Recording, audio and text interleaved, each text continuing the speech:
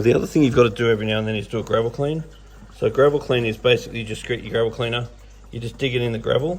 This gravel is actually very clean because it's a relatively new tank. If this was a dirty tank, I'd be sticking it in there and the gravel would be coming out like black. So when you do a water change, I really don't want you changing more than about like a quarter of the water. And then when you fill the water up again, you definitely have to add water ager, because the water ager takes the chlorine out of the water. And then you want to check your pH, KH and GH and add that according to what your level is.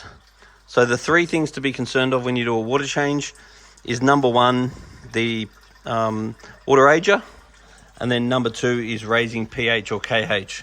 So for this tank here, I'd want the KH between about say 4 and 8. So raise it if you need to. At the moment, the level is actually quite okay, but I'm going to raise it a little bit. And then the GH currently in here is a little on the high side, but I'm totally happy with that. I wouldn't want it above 20.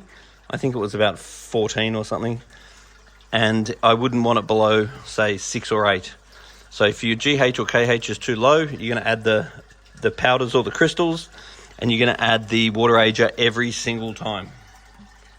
So once again, how often you're doing water changes is going to be governed by how dirty your gravel is and also what your nitrate level is. So right now this tank is in very good shape, but also about once a year you want to clean underneath your rocks. So do a spring clean, whether that's remove half and clean under that or remove both and clean under that. Just think about getting underneath your rocks and doing a spring clean at least once a year.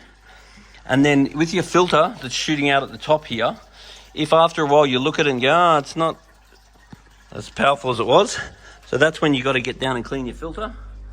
And you give your filter a clean, and most important thing about cleaning your filter is it must be cleaned using water from the fish tank, and it must be refilled using water from the fish tank.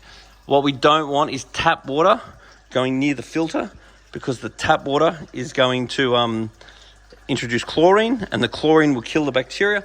And if you don't have the bacteria in the filter, then the waste from the fish will kill the fish.